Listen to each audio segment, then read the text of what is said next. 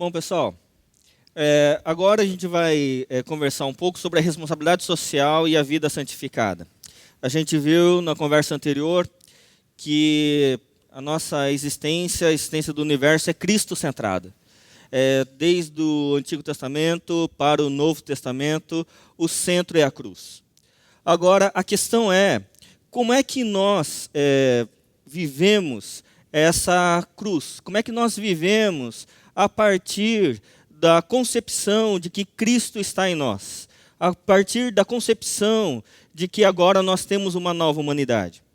Nós precisamos compreender que agora nós não somos qualquer tipo de gente, nós temos uma nova humanidade, mas a gente precisa compreender também qual foi o grau, a abrangência do sacrifício de Jesus Cristo.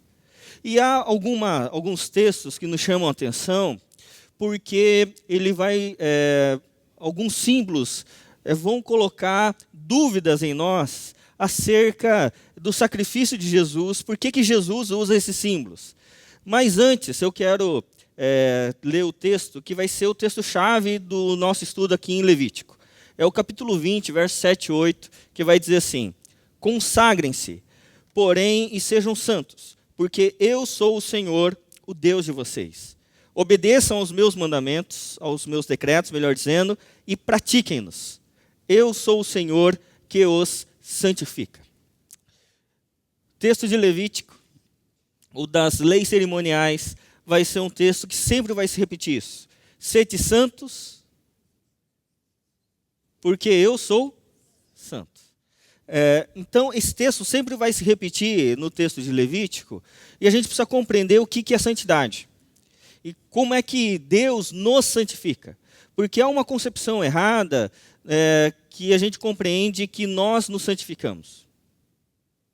Que a santificação é um esforço nosso. Mas o texto vai dizer que eu sou o Senhor que os santifica. E eu quero estudar com vocês Levítico rapidamente, porque Levítico tem uma importância muito grande em todo o Pentateuco, ou chamado Lei de Moisés. Aqui nós temos os 5 primeiros livros da Bíblia, chamada Lei de Moisés. E aqui é uma estrutura chamada de quiasmo, ou uma estrutura em molduras. Então, se você observar, tem Gênesis e Deuteronômio. O tema de Gênesis e de Deuteronômio é a terra. Gênesis, a criação da terra. Deuteronômio são as pregações de Moisés antes do povo entrar na terra prometida. Gênesis e Deuteronômio vão se propor a ter a lei do Senhor, os mandamentos do Senhor, para nós vivermos felizes na terra que Deus deu a cada um de nós. Em Gênesis, na criação totalitária, porque não havia queda, e depois da queda, a terra ali em Canaã, para que a partir de Canaã, a lei de Deus, a justiça de Deus fosse espalhada para o mundo inteiro. Só que acontece o problema. O problema é que nós nos deixamos, está em cada um de nós a queda. Então, tem 2 livros, Êxodo e Números, que vão tratar da libertação. Porque Deus nos deu a terra, nós usufruímos da terra e não vivemos para a glória de Deus, vivemos para nós mesmos. Então Deus vem ao nosso resgate. E vem Êxodo e libertação. E no centro está Levítico, com o tema: sede santo, como eu sou santo. Mas quando a gente olha Levítico, há uma estrutura também de quiasmo. O Pentateuco é um quiasmo, com centro em Levítico, e o texto de todo livro de Levítico é um quiasmo. Por quê? Porque os 7 primeiros capítulos vão falar sobre as leis das ofertas, e os 23 a 25, os tempos designados. 8 a 10, leis dos sacerdotes, 21 e 22, leis dos sacerdotes também. 11 a 15, leis da purificação, 17 a 20 leis da santidade. Então são leis correspondentes. E o que está no centro de todo o livro de Levítico? O dia da expiação. O dia mais importante da nação de Israel. O dia onde faria oferta para o perdão de pecados, para a expiação do pecado de toda a nação de Israel. E aqui tem um problema. Qual o problema? O problema é que Deus ele pede para que seja sacrificado 2 bodes. A gente esperaria que fosse sacrificado para o perdão de pecados bode ou cordeiro? Cordeiro. Mas é sacrificado não um, mas 2 bodes. E complica mais ainda a situação para a gente compreender porque o principal sacrifício é um bode quando a gente olha para o Novo Testamento. Porque lá no Evangelho de Mateus, o Senhor Jesus vai dizer assim, olha, naquele dia eu vou separar as ovelhas dos bodes. E aí vão chegar os bodes perto de mim e nem as ovelhas, nem os bodes sabem o que eles são. Eu vou revelar só naquele dia. E daí os bodes vão chegar e falar assim, e Jesus vai dizer para nós, não para nós, para os outros. Né? Vai dizer assim, olha, você é bode. E aí esses outros vão falar assim, mas por que eu sou bode? E aí Jesus vai falar, olha, eu tive fome e você não me deu de comer. Eu tive frio, você não me deu de vestir. Eu fui preso e você não foi me visitar na cadeia. Então você é bode. E aí vão chegar os cordeiros, nós chegaremos lá. Né? E aí o Senhor Jesus vai dizer, olha, vocês são tudo ovelhinha de Jesus, tudo cordeiro. E aí eu falo assim, mas por que nós somos ovelhas? Porque eu tive fome, você me deu de comer, eu estava com frio, você me vestiu, e eu fui preso e você foi me visitar. E aí tanto os bodes quanto os cordeiros vão dizer assim, mas quando que isso aconteceu? Quando vocês fizeram ou não fizeram para um dos meus pequeninos. Isso complica essa compreensão, por que bode? Porque esse bode simboliza os não salvos. Porque o sacrifício para tirar o pecado, para que as pessoas se tornassem salvas, é um bode.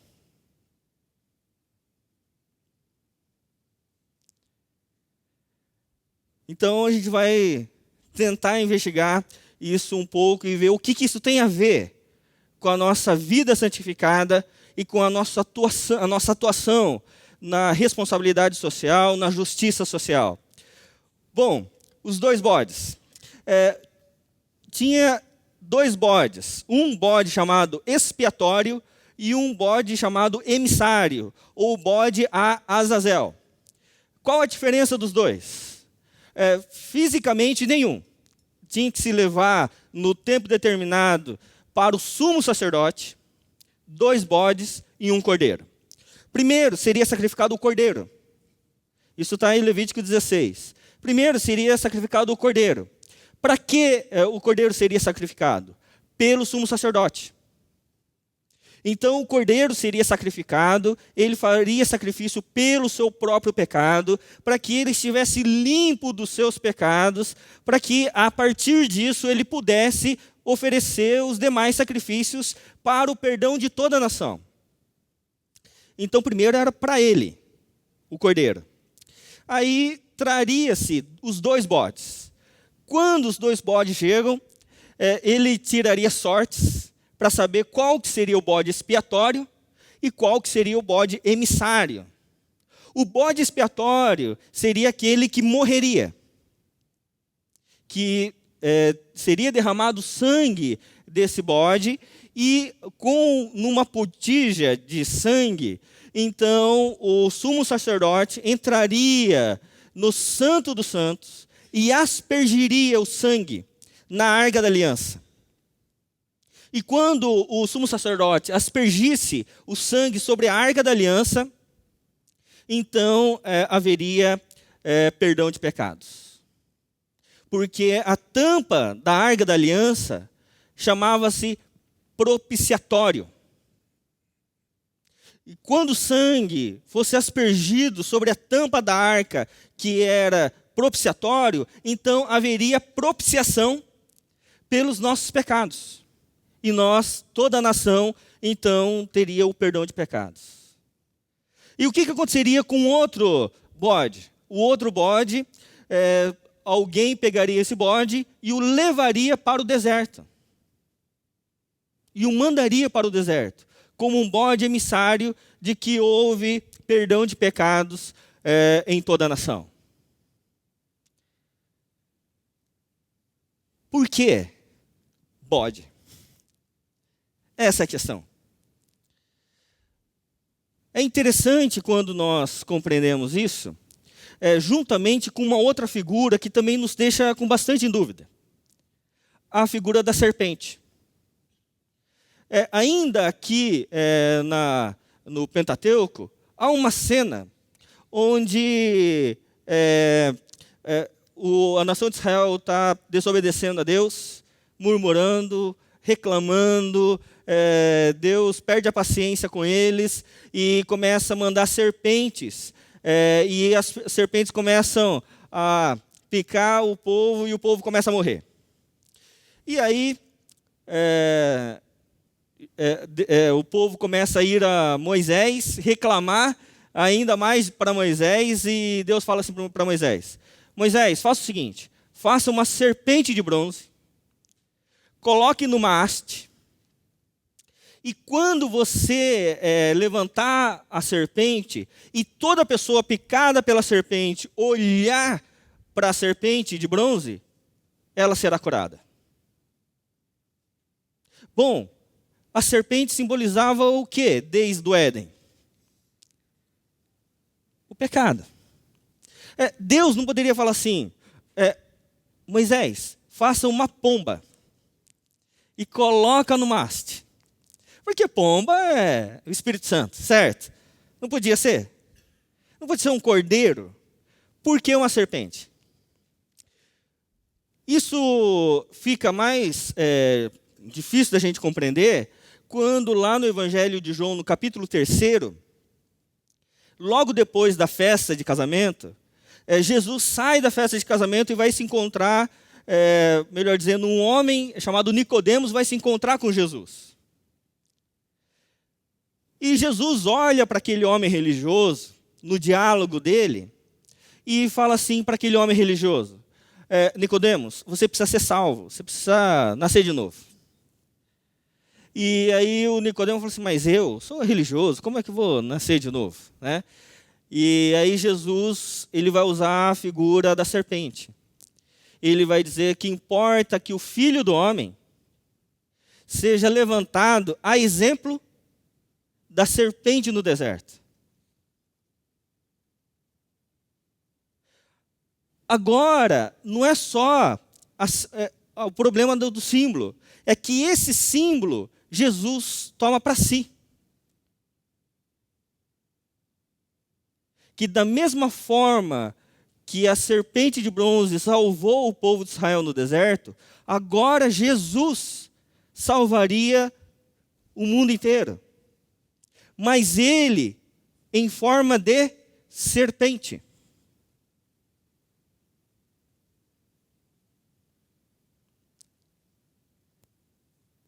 E a gente fica questionando, falando assim, por que Jesus, por que Deus vai usar a serpente e os bodes para simbolizar o grande sacrifício do amor de Deus por nós? Por uma simples razão. Porque Jesus, quando ele vem ao mundo, vai dizer lá em Filipenses, no capítulo 2, vai dizer que ele se humilha, tomando a forma de homem. Ok? Agora, vocês lembram, quando lá da criação, qual era o qualitativo da serpente. Lá no capítulo 3, vai dizer que a serpente era a mais sagaz de todos os animais. E a serpente que era a mais sagaz, o termo ali é arum. Quando o homem peca, e ele vai perceber que ele estava nu, o homem então percebe que ele agora era um arumim. Ele era um homem serpentizado. Ele era um homem que não tinha mais a imagem e semelhança de Deus.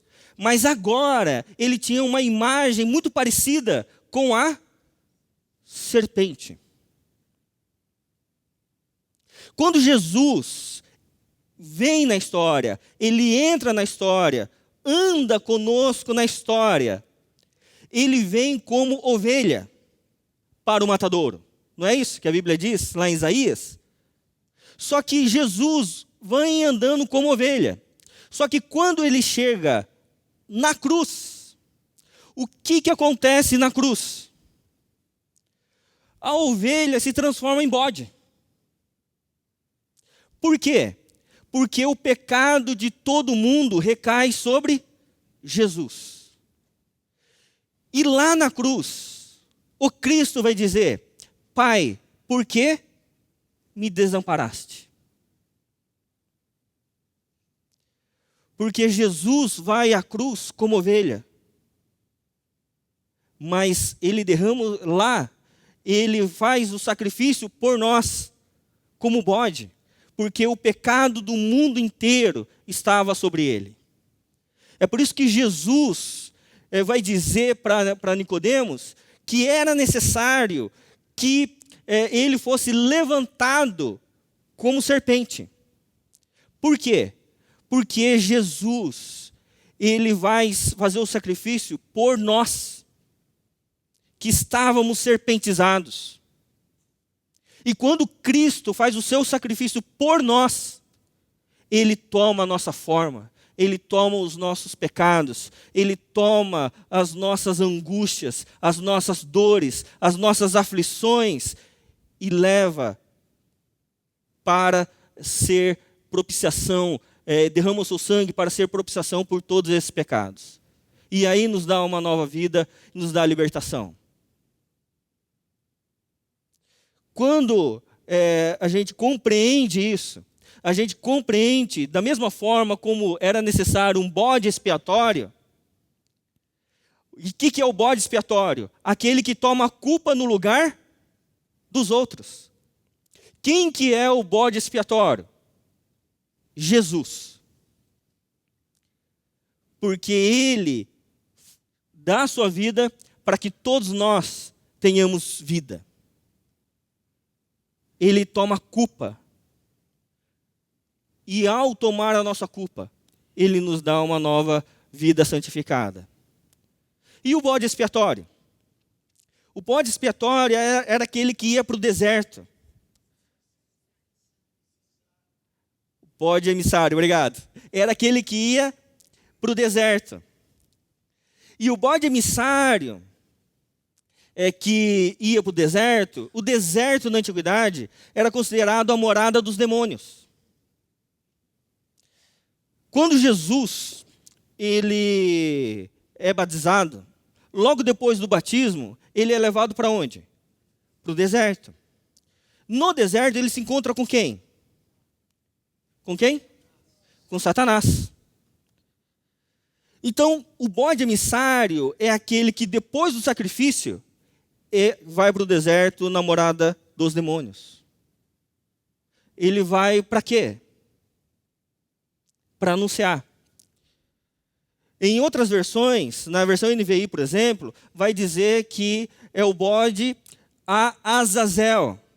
Azazel, em alguns estudiosos vão dizer que era uma entidade ou uma divindade maligna. Então, quando Jesus morre na cruz como o bode expiatório, depois dele morrer, ele vai para onde? Para o Hades. Para o Hades. Como bode emissário. Quando nós compreendemos isso, a gente percebe que todo o Antigo Testamento e o Pentateuco, chamada de lei, não são as leis para que a gente cumpra com todas as normas, a gente cumpra com todos os decretos ali. Porque lei nunca foi dada para a gente conseguir cumprir. A lei foi dada para mostrar exatamente que nenhum de nós consegue cumprir com os mandamentos ali, toda a lei estabelecida. Mas ao não cumprirmos a lei, a gente sabe que tem alguém que veio para cumprir no nosso lugar. Que veio para, à medida que nós reconhecemos a nossa culpa, reconhecemos os nossos erros, nós sabemos que alguém cumpriu a lei por nós, morreu de forma justa, mas tomou toda a nossa culpa para si. E ao tomar toda a nossa culpa para si, ele nos deu vida. E vida santificada. É por isso que a santificação não é um processo que nós conseguimos, mas é uma atuação divina em cada um de nós. Porque nenhum de nós consegue cumprir com toda a lei. Nenhum de nós. Por mais que nos esforcemos, nenhum de nós consegue cumprir com a lei. Porque a lei foi dada não para que a gente consiga cumprir, mas a lei foi dada exatamente para mostrar os nossos erros, mostrar a nossa incapacidade em cumprir com a lei. E quando a gente percebe a nossa incapacidade, então a gente percebe que nós precisamos de um Salvador. Precisamos de alguém que cumpra por nós e se entregue por nós.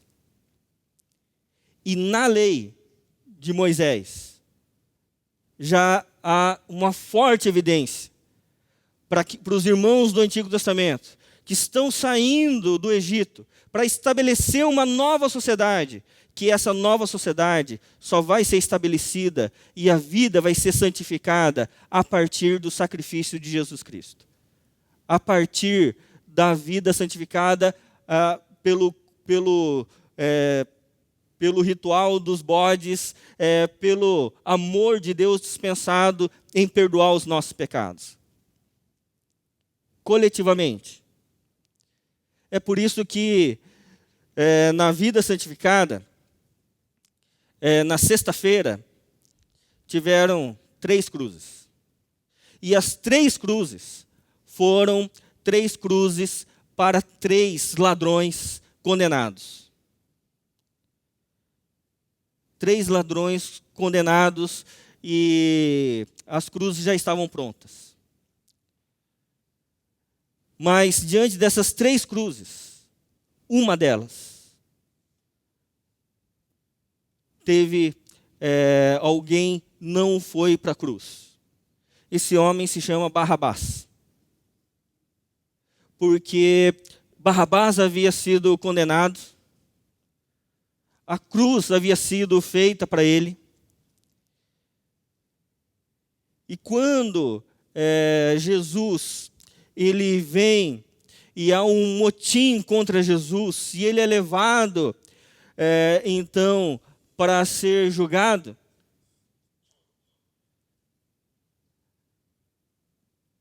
o Jesus toma o lugar de Barrabás, e Barrabás, que estava condenado, ele é liberto. Quem é Barrabás? Somos nós. Porque Jesus toma a nossa cruz, que era para nós. E ele vai para a cruz em nosso lugar. Ele toma a nossa culpa. Ele toma o nosso lugar. E a partir disso, nós precisamos ter uma nova humanidade. Uma nova existência. Porque Jesus, quando Filipenses fala que ele se humilhou por nós, não é somente porque ele veio em forma de homem. Não é somente porque o Deus transcendente, o Deus eterno, o Deus que cada centímetro quadrado do universo, Deus reclama como seu, como vai dizer Abraham Kuyper. Não é esse Deus grandioso que ele veio ao mundo num corpo físico. Não foi somente essa humilhação que o nosso Deus passou, mas o nosso Deus que veio na humilhação de viver num corpo humano, de um corpo criado, sendo Ele o Criador. Esse corpo, quando Ele subiu à cruz, revestiu-se de culpa. Quando Ele disse, está consumado, e todo o pecado do mundo inteiro recaiu sobre Jesus. O nosso pecado recaiu sobre Jesus, para que agora tivéssemos vida, para que agora nós tivéssemos uma nova humanidade. E quando Jesus tomou a forma de bode, de serpente na cruz, mas a história não termina na cruz. Ao terceiro dia, Jesus ressuscita. Ele vence a morte. E a Páscoa acontece de fato na história. E quando Jesus ressuscita, então agora nós sabemos que nós cremos no Deus, que se fez homem, andou sobre nós, tomou todas as nossas culpas, mas que agora está vivo. E agora Ele está vivo em nós. E a nossa forma humana não é mais de serpentes. A nossa forma humana agora não é de olharmos para nós e nos vermos como homens e mulheres nus da imagem de Deus, serpentizados. Agora nós olhamos para nós, para o nosso interior, oramos ao Senhor, e o que nós encontramos? O Espírito de Deus que habita em cada um de nós. O que nós encontramos? O sangue de Jesus que reveste a nossa vida. O que nós encontramos? O Deus eterno que nos abençoa em todas as regiões celestiais. Porque agora nós não somos qualquer tipo de gente. Nós fomos transformados. E devemos viver agora como gente transformada. Gente que vive a partir do sacrifício do Senhor, da ressurreição. Gente viva, vibrante, que não se deixa mais ser escravizado pelo pecado, mas agora livres. Nós temos um outro projeto de existência, nós temos um outro projeto de vida. O nosso projeto de existência não é mais conseguir um carro legal, uma casa legal, um casamento legal e curtir a vida viajando pelo mundo. O nosso projeto de vida é viver o Cristo Jesus na terra. É viver sinalizando o reino, o reinado de Deus na história, mostrando que é possível viver, ser feliz e amar a Deus sobre todas as coisas, com o nosso relacionamento íntimo com o Senhor, mas isso sendo refletido no nosso relacionamento interpessoal com todas as pessoas, em todos os lugares, em todos os momentos. Aonde nós pisamos, chega e sinaliza o reino e o reinado de Deus. É por isso que a Bíblia vai dizer que as portas do inferno não prevalecem contra a igreja de Deus. Porque aproveitando a porta que está aqui,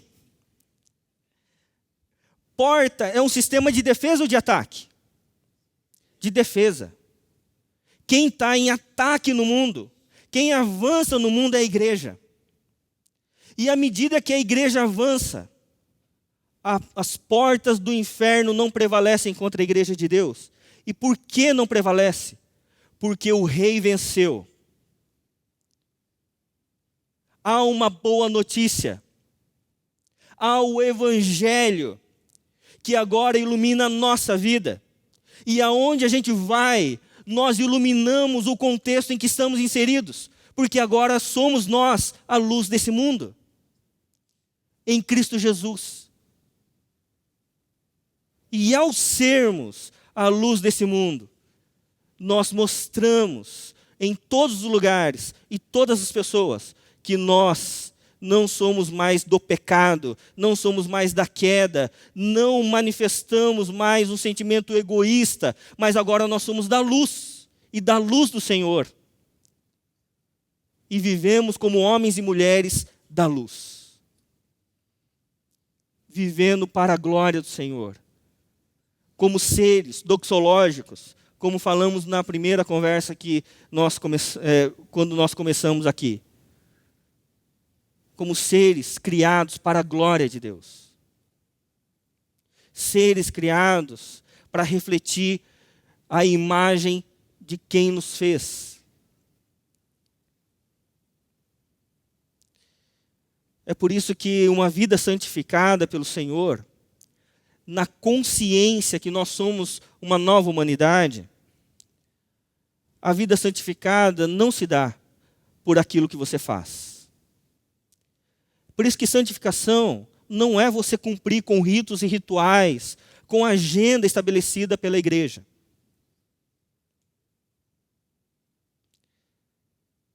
Vida santificada não tem nada a ver com o que você faz. Vida santificada tem a ver com aquilo que você é. Com aquilo que Deus é em você. O que você faz como fruto do que você é, isso é um processo de santificação. Mas deve ser fruto. O que nós fazemos deve ser fruto daquilo que nós já somos. Ou daquilo que Deus é em nós. É mais ou menos assim. Domingo, será que eu vou na igreja ou não vou? Eu fico em dúvida. Vou ou não vou? Daí eu penso assim, não. Eu estou pedindo a Deus algumas coisas. Eu preciso que Deus olhe para mim e fale assim, que filho legal eu tenho lá na terra. Então eu preciso ir na igreja. Eu preciso ir na igreja, preciso orar, preciso ler a Bíblia, porque quando eu pedir algumas coisas para Deus, Deus vai olhar no meu histórico e vai falar assim, olha, esse filho vai na igreja, ele dá o dízimo, ele dá contribuição lá para a oferta lá da Semana Teológica, ele faz isso, faz aquilo, então é um filho bom, e filho bom eu dou as coisas mesmo. E aí a gente pode pensar que isso é vida cristã. Não é. A gente pode pensar que ao fazer as coisas para Deus, nós fazemos Deus nos amar mais. Deus já nos ama na sua totalidade, ao ponto de se humilhar e vir à terra e carregar sobre si todos os nossos pecados.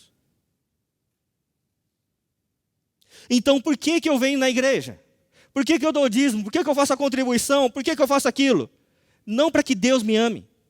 Agora eu faço tudo isso porque eu amo a Deus. Porque Deus já me amou. Deus já me resgatou. Deus já me transformou. Deus me deu o seu Espírito. Deus me deu o Senhor Jesus Cristo que morreu por mim e derramou o seu sangue por mim. Deus me deu a sua palavra para direcionar a minha vida. E agora, porque Deus fez tudo por mim, agora eu vivo para esse Deus que fez tudo por mim e eu o amo. E a manifestação do meu amor a esse Deus é quando eu faço todas as coisas como manifestação e expressão do meu amor a Ele. Então venho na igreja porque eu amo a Deus. Eu contribuo porque eu amo ao Senhor.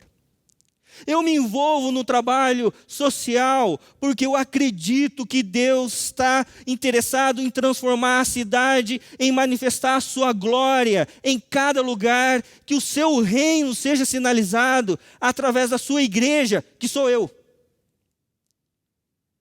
Quando eu creio nisso, isso é uma vida santificada. Não por aquilo que eu faço, mas por aquilo que eu sou. Porque o que eu faço expressa, é consequência daquilo que eu sou, ou melhor, daquilo que Deus é em mim. É por isso que quando se torna um peso vir à igreja, se torna um peso orar, se torna um peso ler a Bíblia, se torna um peso participar da ONG, se torna um peso atender o necessitado, você precisa parar e perguntar: que Deus eu creio?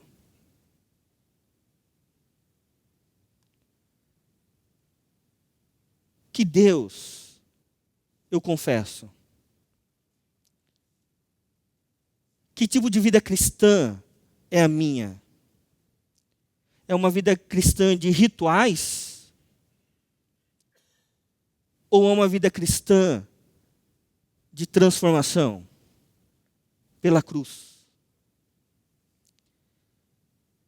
É por isso que a igreja do Senhor Jesus Cristo é a comunidade que vive o relacionamento com Deus de tal forma que não é possível essa igreja deixar de iluminar a cidade. Porque há algo dentro de nós que nos impulsiona. Há algo que lateja dentro de nós, que não nos deixa parados. Porque agora, eu não trabalho mais na igreja quando eu sou chamado. Agora eu trabalho na igreja porque eu sou a igreja. Eu sou a igreja.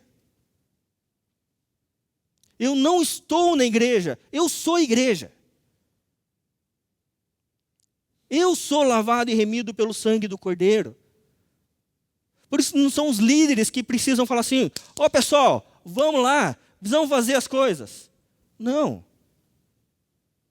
Eu sou a igreja. Mas quando que eu vou servir a Deus como igreja? Em que momento? Será que chega um momento da nossa vida que a gente fala assim: olha, eu já trabalhei tanto para Deus, fiz isso, fiz aquilo, agora estou chegando num momento da minha vida que eu preciso dar uma parada. Porque, afinal de contas, tem os mais jovens que precisam também trabalhar, e você sabe como é que é, né?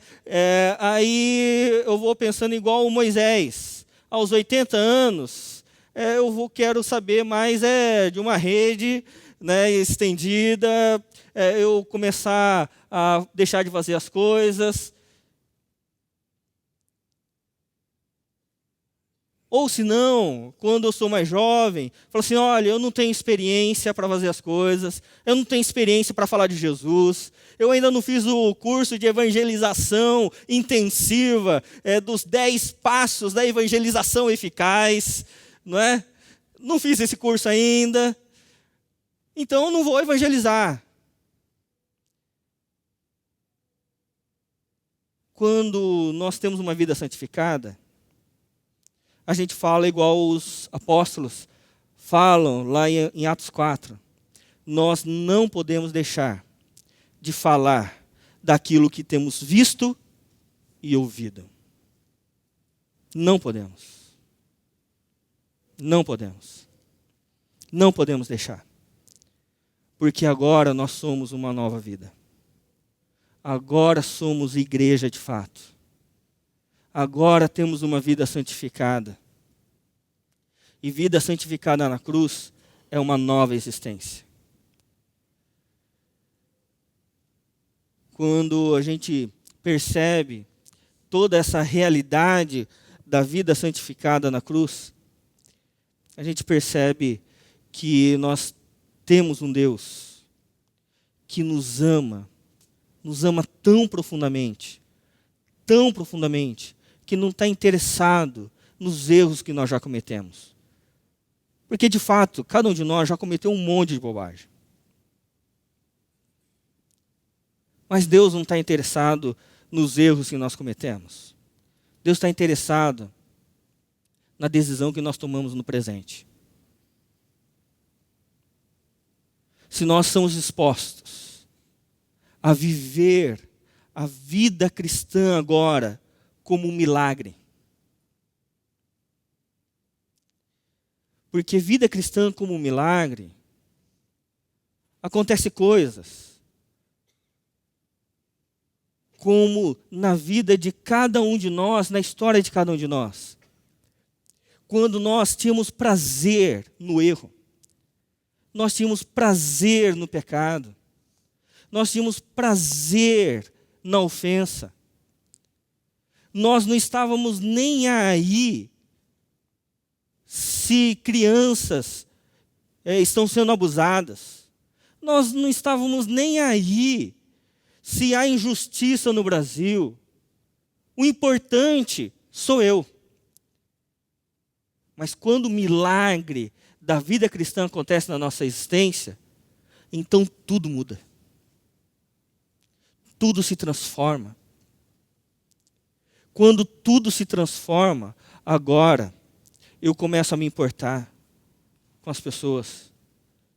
Eu começo a me importar com as situações em que elas vivem.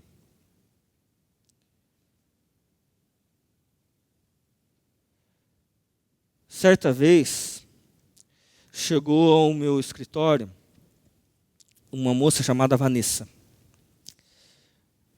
que não se chama Vanessa. E ela chegou com depressão profunda. Ela tinha sido abandonada pelos pais, criada num orfanato. Ela casou-se muito precocemente para dar uma direção na sua vida. O seu marido era muito agressivo e usava uma quantidade enorme de drogas, já havia sido preso. E quando essa moça chega ao meu escritório, ela não consegue falar nada, ela só chora. E a gente começa a trabalhar com essa moça. E a gente começa a perceber o quanto Cristo vai transformando a vida de cada um de nós, à medida que a gente olha para dentro de nós e olha só trevas, e Cristo começa a manifestar luz no nosso coração, e a vida inteira começa a se iluminar. Essa moça se converte ao Senhor. Se converte ao Senhor Jesus Cristo, e ela começa a ter uma nova existência, uma nova dinâmica de vida, e ela passa a ter outro problema. O marido dela não quer que ela venha para a igreja. E de repente, eu recebo um telefonema, e alguém me diz assim: pastor, a Vanessa foi assassinada. O marido, tomado louco por várias situações, dá 23 facadas na Vanessa na frente da filha.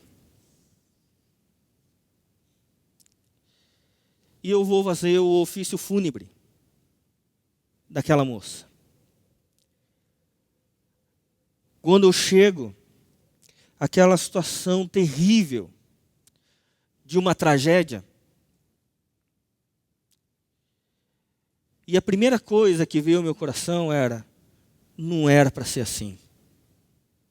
não era para ser assim. Eu sei que na história de cada um de nós tem erros, pecados e tem tragédias que não era para ser assim. Mas há algo que pode mudar a nossa existência, que é Cristo Jesus. Porque aquele rapaz tirou a vida física da Vanessa. Mas agora, eu creio que a Vanessa não era mais temporal, agora ela era eterna. É por isso que em 2 Coríntios 4, versos 16 a 18, vai dizer assim: por isso não desanimamos. Pelo contrário, mesmo que o nosso homem exterior se corrompa, contudo o nosso homem interior se renova de dia em dia, porque a nossa leve e momentânea tribulação produz para nós eterno peso de glória acima de toda comparação, não atentando nós nas coisas que se veem, mas nas que se não veem, porque as que se veem são temporais e as que se não veem são eternas.